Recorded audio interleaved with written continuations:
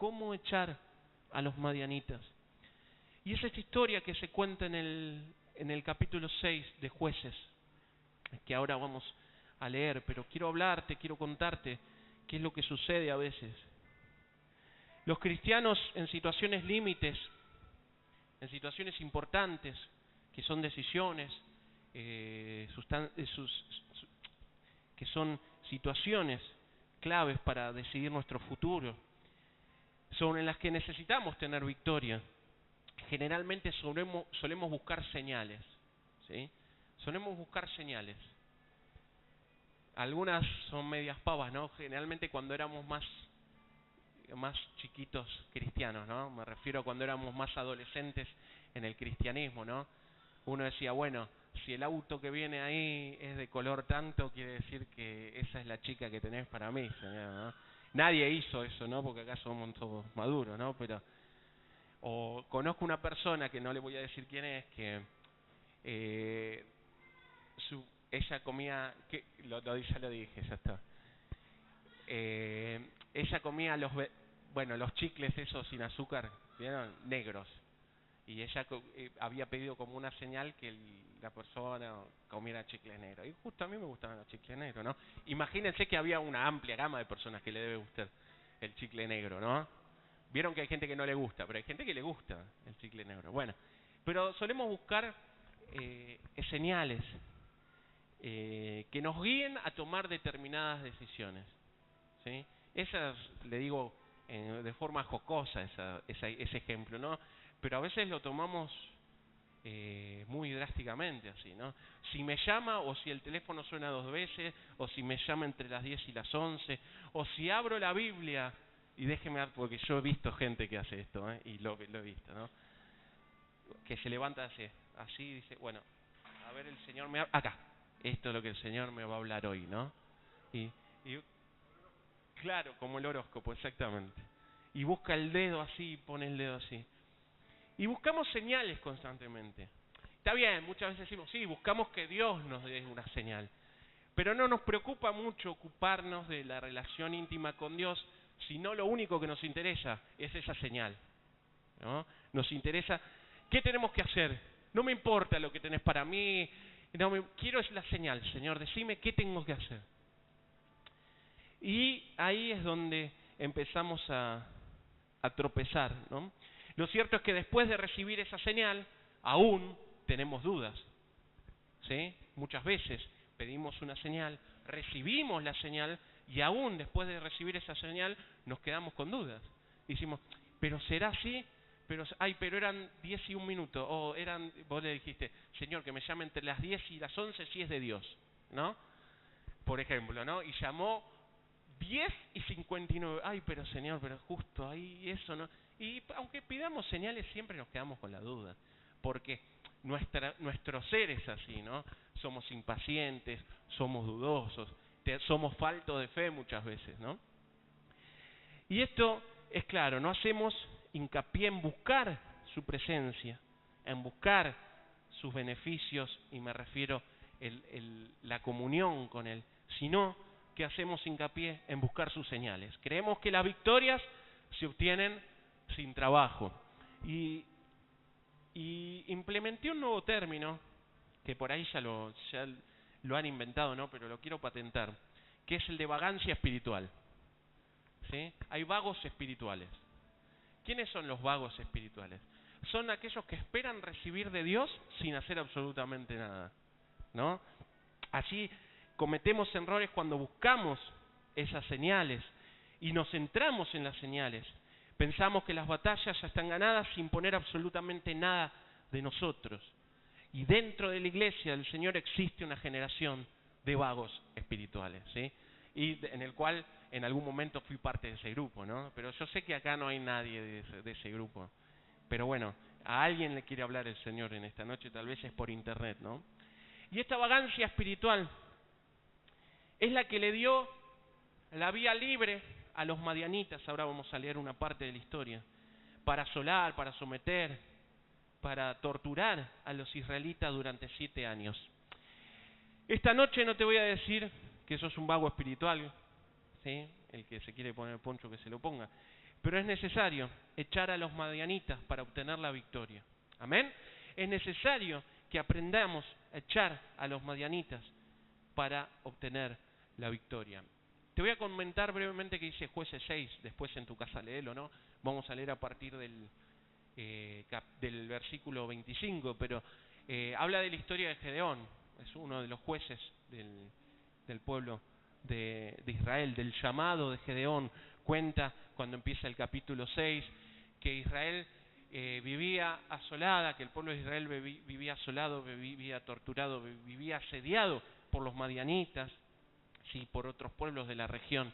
O sea, lo que ellos sembraban, lo que ellos cosechaban, los animales que ellos criaban, venían los madianitas y ¡pac! Y se los sacaban. Dice la palabra que eran como langostas. Vieron que en el campo las langostas es la peor de las plagas, ¿no? Pasan las langostas y no dejan ni los palitos de las hierbas, ¿no? Se comen todo. Bueno, así eran los madianitas. Los madianitas, los amalecitas, también habla la palabra, y otros pueblos cerca de la región, pasaban por Israel después que ellos habían cosechado, después que ellos habían criado su ganado, pasaban y arrancaban y se llevaban todo y no les dejaban absolutamente nada.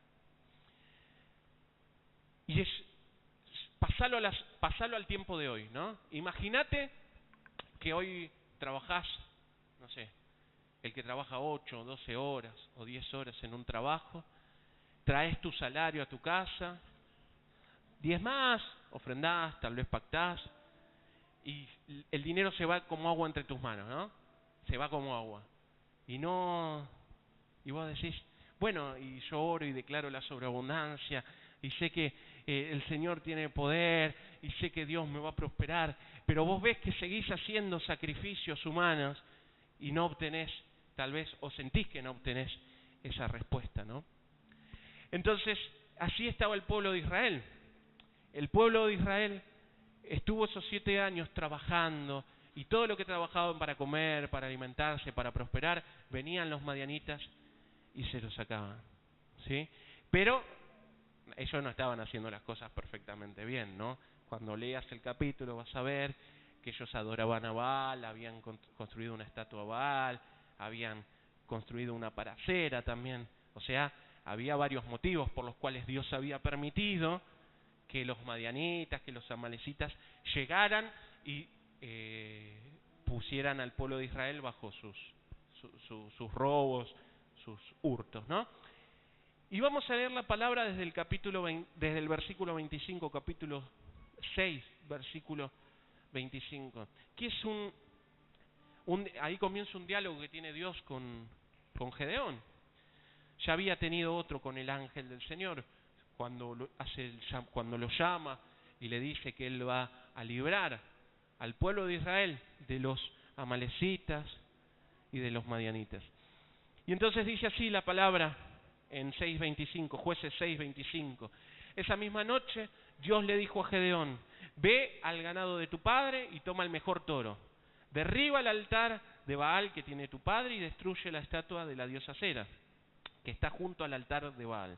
Luego, con piedras labradas, edifica un altar en mi honor en la parte alta de la colina. Toma el toro y ofrécemelo como sacrificio, usando como leña la estatua que destruiste. Así que esa noche Gedeón se llevó a 10 de sus sirvientes e hizo lo que Dios le había ordenado.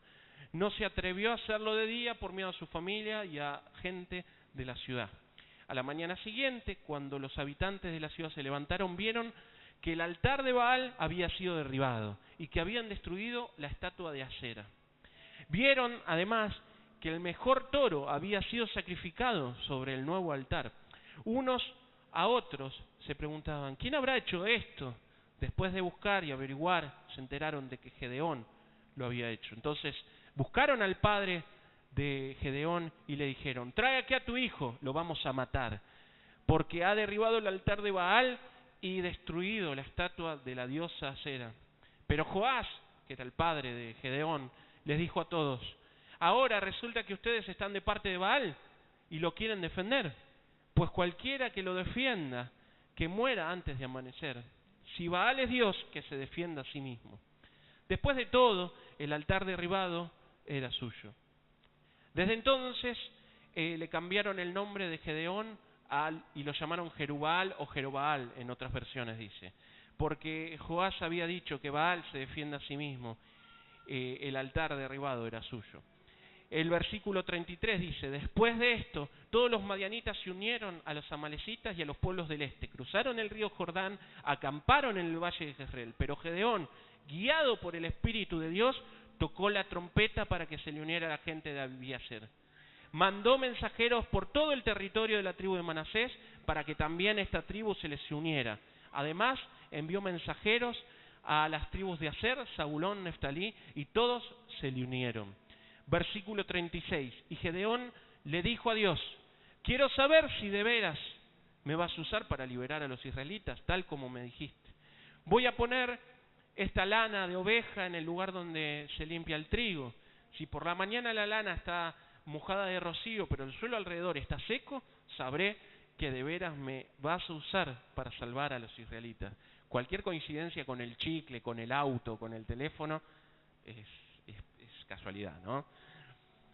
Y dice la palabra, y si eso fue lo que ocurrió al día siguiente, muy temprano, y eso fue lo que ocurrió al día siguiente, muy temprano, Gedeón se levantó, exprimió la lana y sacó tanta agua que llenó un tazón. Después Gedeón le dijo a Dios, ¿no te enojas si te digo algo? Déjame, por favor, hacer una prueba más. Señor, déjame hacer una prueba más.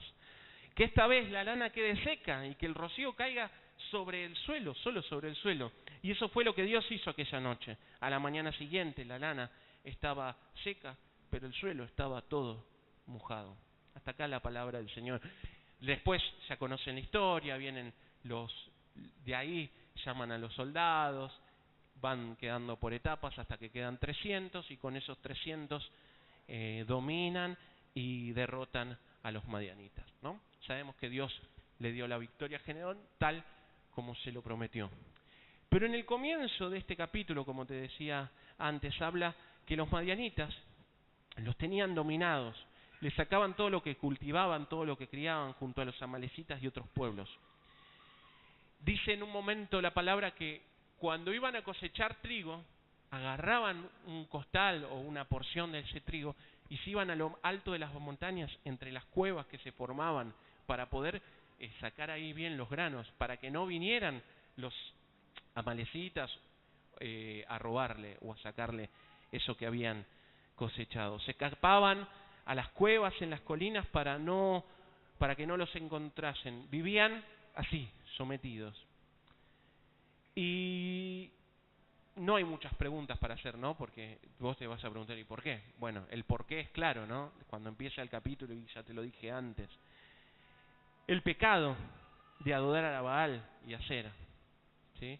Adoraban a Baal y adoraban a Asera. El pueblo no podía avanzar. Todo esto ocurrió luego que fallece Josué, ¿no? Luego que fallece Josué, empiezan a dar vueltas ahí por las ciudades, y cada lugar donde iban adquiriendo, iban sumando la cultura de la ciudad donde quedaban cerca. Entonces, de ahí habían conocido a Baal y a Asera, y ya lo habían hecho sus dioses, dejando de lado al Dios verdadero. El pueblo no podía avanzar, trabajaban para que vengan los otros y le robasen. Y muchas veces nos sentimos así. Trabajamos para que venga el diablo y nos robe, ¿no? Tal vez estás trabajando o tal vez está referido a tu economía, ¿no? Trabajás y sentís que no te rinde el dinero.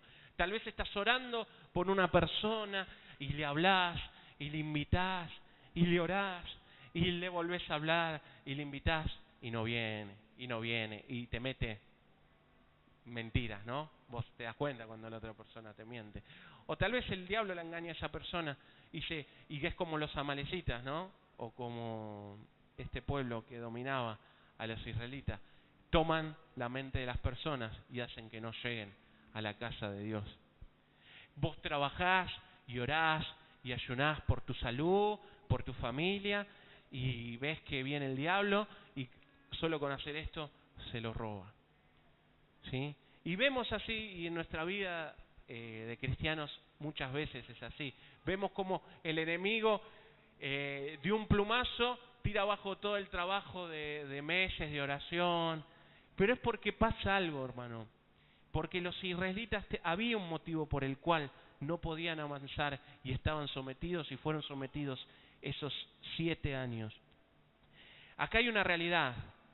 Si vos querés obtener victoria en tu vida, en cualquier ámbito, debes entender que debes echar a los madianitas. Y esta es la noche para saber cómo echar a los madianitas. Yo te voy a decir lo que el Señor me reveló a través de este pasaje, de cómo echar a los amalecitas y a los madianitas de tu casa, de tu matrimonio, de tus hijos, de tu economía, ¿sí? Hoy no se llaman madianitas, es simbólico el título, ¿no? Es claro, ¿no? Pero bueno, tal vez es Mamón, tal vez es Asmodeo, tal vez es Farmaqueia, tal vez son espíritus de herencia, pero hoy es el día para que echarlos definitivamente. ¿Amén? Y el Señor me mostraba que como Gedeón fue siguiendo un par de instrucciones que Dios le dio, ¿no? Después de ser llamado por Dios, que lo podés ver en los anteriores 24 versículos del capítulo 6, él siguió un par de instrucciones que Dios le dio. Y seguramente vos viniste a este lugar buscando algo de Dios, viniste a buscar una respuesta. Y el Señor me hablaba esta semana de que la victoria se consuma luego de trabajar en distintos aspectos de nuestra vida, ¿sí? Así que si tal vez no sos o no te sentís representado con ese término que te dije antes, vagancia espiritual o vago espiritual, bueno, para echar a los madianitas debemos dejar esa vagancia espiritual de lado, ¿sí? Y me mostraba algunos aspectos, podía ver algunos aspectos los cuales trabajó en Gedeón, que ya había sido llamado, como te dije anteriormente al comienzo del capítulo. El primer aspecto a tratar, y lo hemos hablado muchas veces, ¿no? Pero tal vez es necesario refrescarlo esta noche. Es necesario derribar altares. Primer punto, es necesario derribar altares. Altares que hay en tu casa, altares que hay en tu vida, altares que no son el altar de Dios. Tal vez no tenés una estampita de San Cayetano pegada en la heladera, ¿no? Que eso sería una locura, ¿no? Pensarlo, ¿no? Pero bueno, tal vez son cosas que ves, cosas que haces, cosas que compartís con otros. No sé cuál es el altar que le quita el lugar al altar de Dios, ¿no? Israel estaba Baal y estaba Sera, y esos dioses le quitaban el lugar al Dios supremo, al eterno. Y en el versículo 25 dice, recibe Gedeón la instrucción, dice así: derriba el altar de Baal que tiene tu padre y destruye la estatua de la diosa Sera que está junto al altar de Baal. Luego, con piedras labradas, se edifica un altar en mi honor en la parte alta de la colina. La primera instrucción de Dios es derribar los altares. ¿Y dónde se los manda a derribar? Dice, derribar los altares de toda la ciudad o derribar los altares, bueno, desde donde estaban asentados, ¿no? Derribar los altares de todas las tribus. No, derribar los altares de tu padre, los que hay en tu casa. Es muy claro esto. Hay altares en tu casa, yo no sé cuáles son, pero el Señor quiere que el único altar que haya en tu casa sea su altar, con mayúscula, el altar de Dios. Amén. Entonces, la primera instrucción que recibe Gedeón es derribar el altar, no cualquiera, el que hay en tu casa. No cualquiera, el que hay en tu casa. Tal vez haya altares de distintos tipos, ¿no? En tu casa. No es necesario, como te decía recién, que haya una estampita de un santo. Espero que no la haya, y si hay ya la tenés que tirar, ¿no? Por ahí te quedó guardada en algún libro, o algún libro esotérico, alguna Biblia, no sé, de los testigos de Jehová. Esas cosas, hermano, que ya no deberían estar en nuestra casa, ¿no? Algún CD de música, o algún CD copiado, ¿no? ¿Se entiende, no? Es pirata, bien, así, es pirata. Algo así que esté provocando que los madianitas tengan autoridad sobre tu economía, por ejemplo. Algún regalo, alguna prenda, algo del cual no te pudiste desprender por cariño, tal vez, ¿no? o por decir, no, mirá qué lindo, cómo nos vamos a tirar. Mirá, en casa hemos tirado un montón de cosas que parecían lindas, ¿no? Pero el Señor te dice, tirá y lo tenés que tirar. Eso es derribar los altares, ¿no? Tal vez el altar no es algo tan tangible y...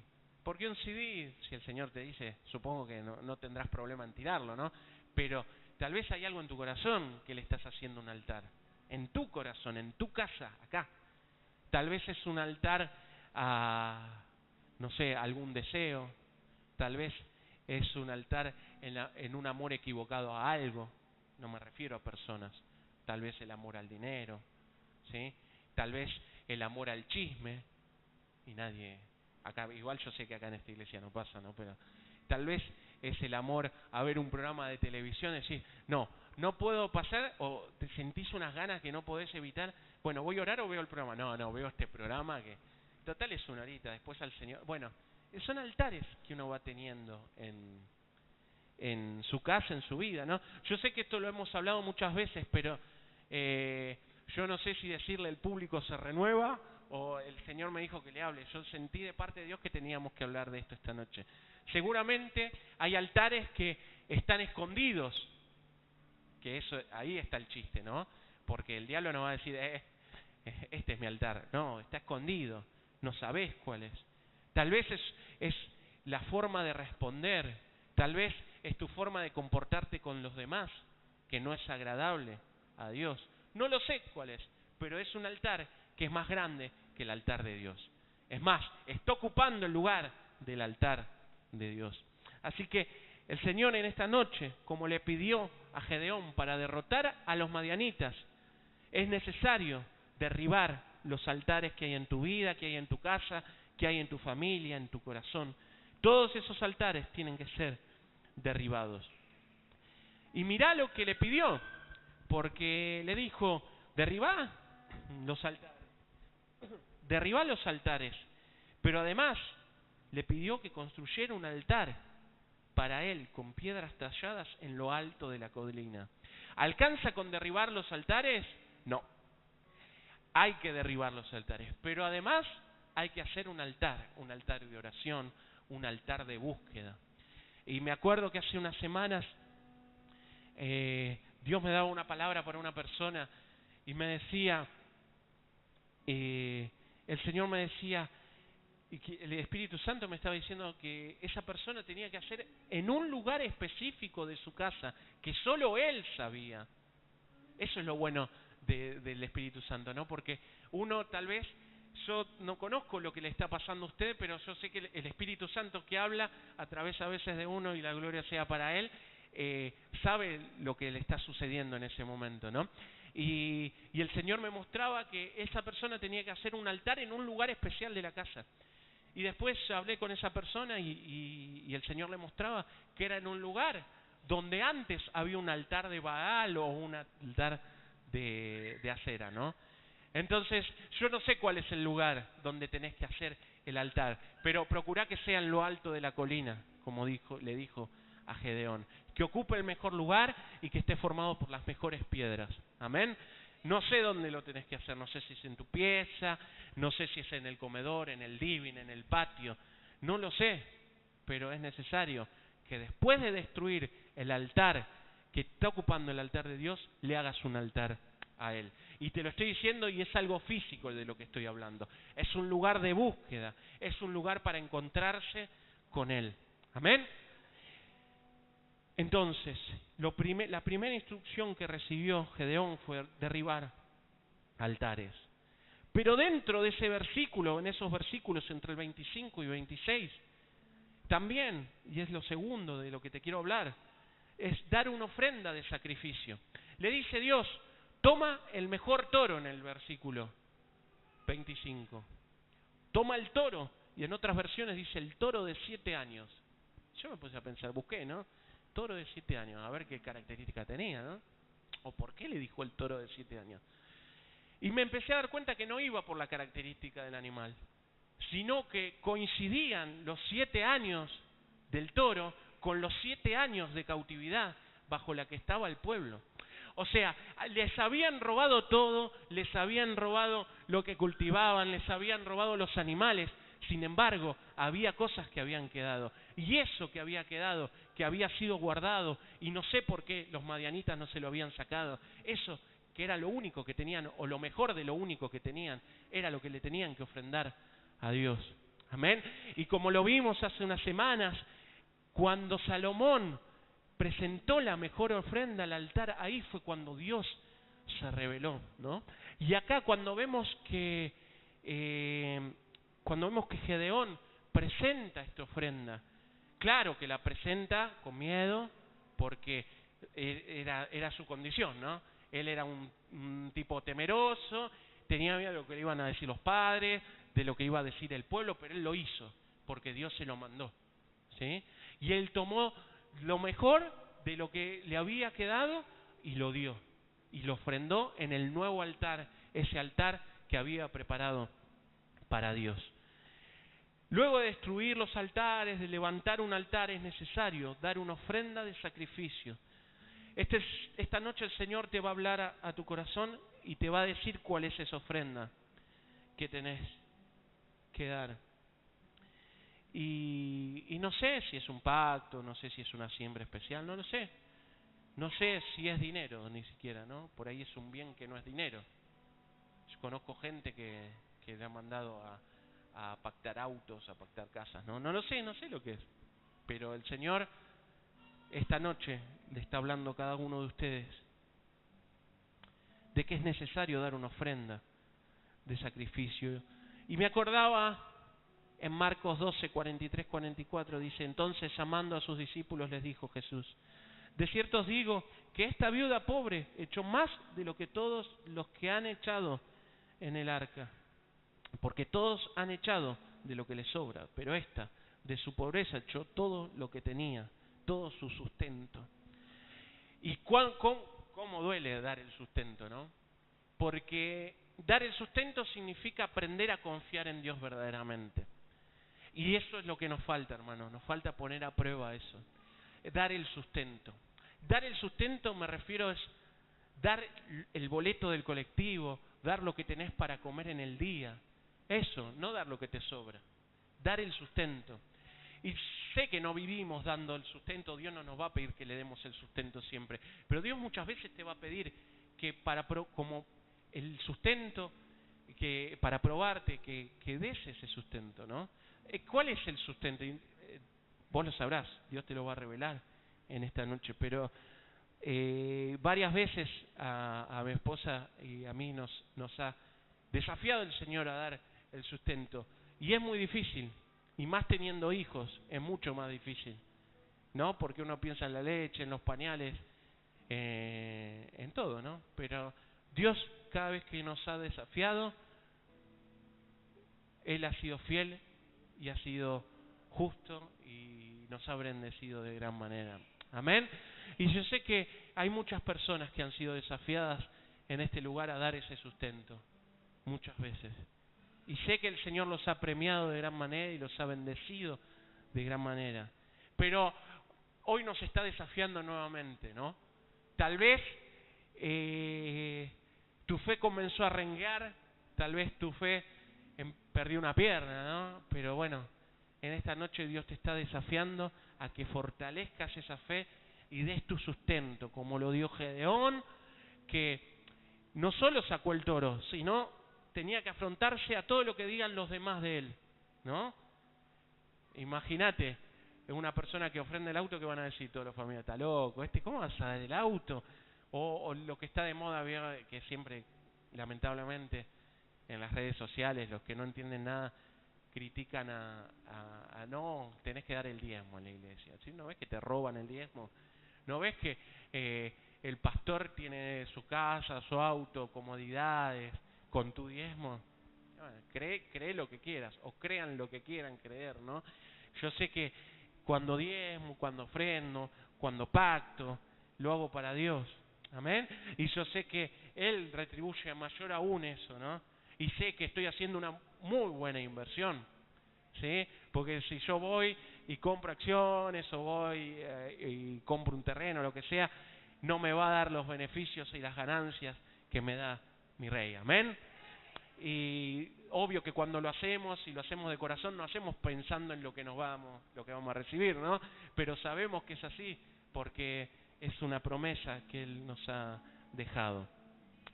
Y dar cuando duele es la oportunidad para que Dios sea glorificado, ¿no?, en nuestras vidas.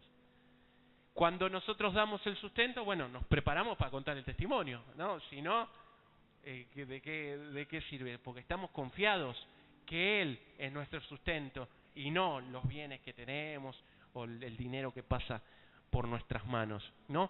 Gedeón tenía miedo, lo hizo de noche, pero lo hizo. Él dio la ofrenda de sacrificio. No solo derribó los altares, sino que dio esa ofrenda de sacrificio. Déjame decirte en esta noche que para echar a los madianitas debemos dar esa ofrenda de sacrificio. Amén.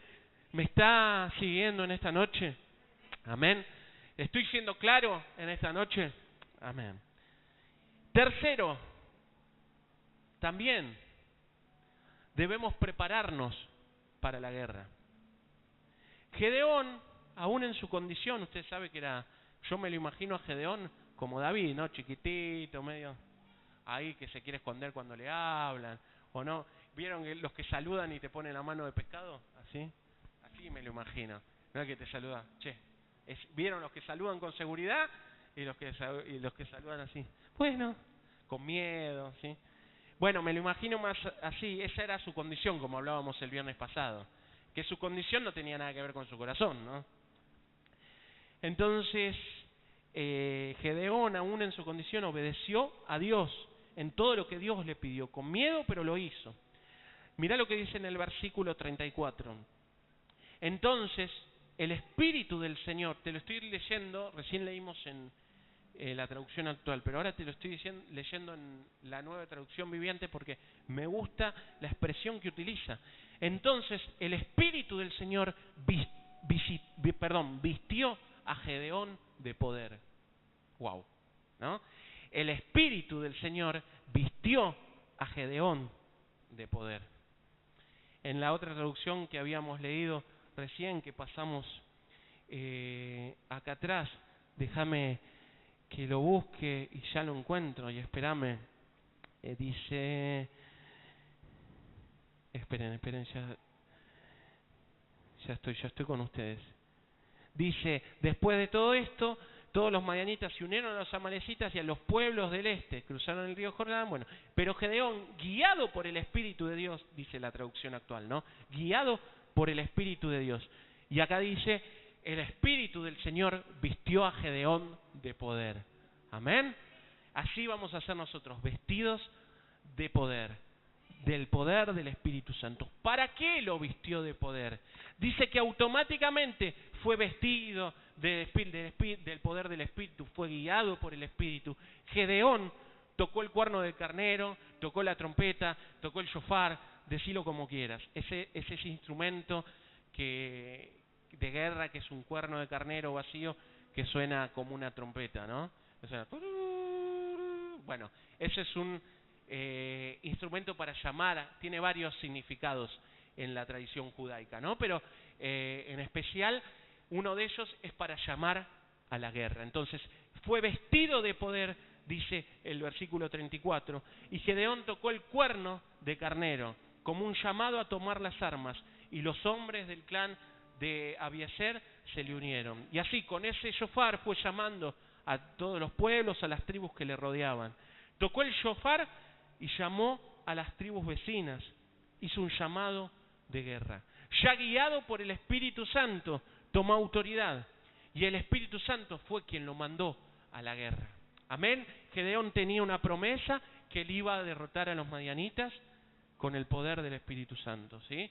Y esa promesa, por más que Gedeón no estaba muy convencido en algún momento, ¿no? Y ahora lo vamos a ver, no estaba muy convencido, aún a esa promesa lo llevó el Espíritu Santo, porque el Espíritu Santo va guiando, ¿no? Así fue el Espíritu Santo, lo fue guiando. ¿A dónde? A prepararse para la guerra. Entonces, si querés vencer a los madianitas, es necesario que te prepares para la guerra. Yo no sé si tenés un shofar en tu casa, si tenés un corno, una trompeta, una flauta dulce, un cuerno, un silbato, pero es necesario que juntes a todo el ejército de tu casa para que estén orando, intercediendo por un motivo. Amén. ¿Qué es este? El de derrotar a los madianitas. El Espíritu Santo nos guía a la guerra. El Espíritu Santo, en Él estamos seguros que llegaremos a la victoria para echar a los madianitas. Amén. Entonces, derribamos los altares, damos una ofrenda de sacrificio y nos preparamos para la guerra. Amén. Esos son los puntos, los aspectos que recibió Gedeón para derrotar a los madianitas. Amén. Pero hasta ahí todo venía genial, ¿no? Todo venía de 10. Pero en un momento su fe tambaleó. Su fe tambaleó. Hay algo que le hizo pensar que no obtendría la victoria. Dios le había prometido que obtendría la victoria, sin embargo, ¿él qué hizo? Le pidió una que hablamos al comienzo, una señal. Le pidió una señal. Aún con la promesa, aún siendo vestido del Espíritu Santo, aún cuando no lo mataron los otros vecinos por haber destruido el altar, aún así, llegó la duda, llegó la falta de fe y pidió una señal. ¿Sí? ¿No le creyó a Dios? No sé si no le creyó a Dios, pero no estaba muy convencido tal vez de lo que Dios podía hacer. Quería estar seguro y le pidió una señal. ¿Cómo le pedimos nosotros? Que sea de color tal. Si ese auto tiene que ser mío, que sea de color tal.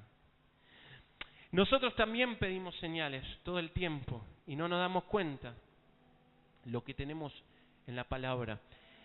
Y si bien nos pasa lo mismo que le pasó a Gedeón, porque Dios le respondió a Gedeón con una señal y aún ya como con la otra, diciendo, pero perdóname, ¿te puedo pedir algo más? ¿Me haces otra señal o me das otra señal? Y sin embargo Dios le respondió esa segunda señal en su amor y en su misericordia. Y hay dos cosas que nos diferencian de Gedeón. Dos cosas que son claras. Nosotros pedimos señales, eso es lo mismo. Nosotros pedimos señales todo el tiempo y ahora te vas a dar cuenta, a partir de la prédica de hoy te vas a dar cuenta que estás pidiendo señales.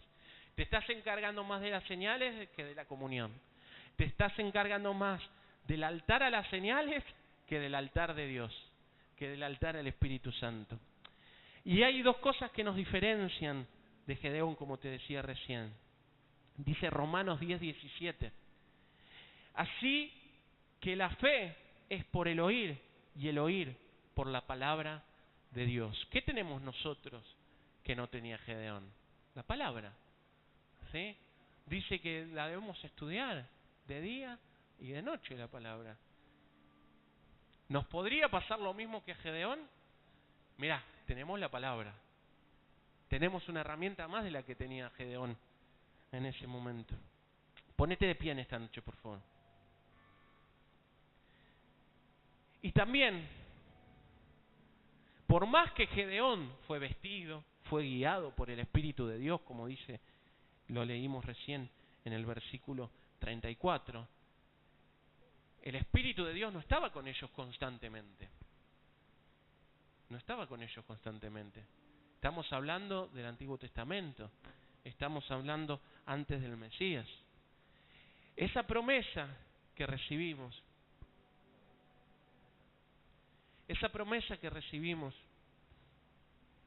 que es el Espíritu Santo con nosotros, no la tenía Gedeón. Y es el que nos guía, y Él es el que nos lava, y Él es el que nos cura en el camino. Y aun cuando tenemos dudas, Él es el que nos da las señales. Dice Juan 14:15, si me aman, obedezcan mis mandamientos, dice Jesús. Y yo le pediré al Padre, y Él les dará otro abogado defensor, quien estará con ustedes para siempre. Dice Jesús, me refiero al Espíritu Santo, quien guía a toda la verdad.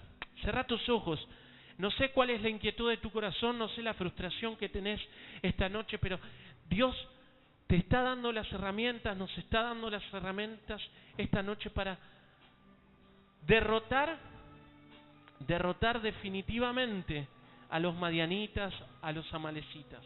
Debemos derribar esos altares que hay en tu corazón. Tal vez son altares emocionales, tal vez son altares espirituales, son altares físicos, no sé lo que es, pero es el lugar o el altar que le está sacando el altar a Dios. Es necesario que construyas un altar para Dios. Es necesario que des una ofrenda de sacrificio, una ofrenda de sustento. No sé si es un pacto, no sé si es algo material, un bien, no lo sé, pero el Señor te está desafiando en esta noche y es necesario estar preparados para la guerra.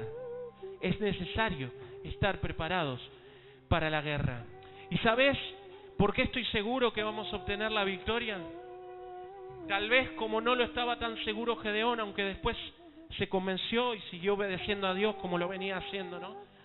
Estoy convencido porque en su palabra hay muchas promesas, muchas, y sé que todas se van a cumplir en nuestra vida, amén. Y estoy convencido también porque esa promesa que te leí recién, que está en Juan 14:15, es la promesa del Espíritu Santo. Él se fue, Cristo se fue, pero nos dejó al Espíritu Santo, que como te leí recién, es nuestro abogado defensor. Es el que siempre estará con nosotros y es el que nos guía a toda verdad. Amén. Así que levanta tu mano y vamos a adorarle.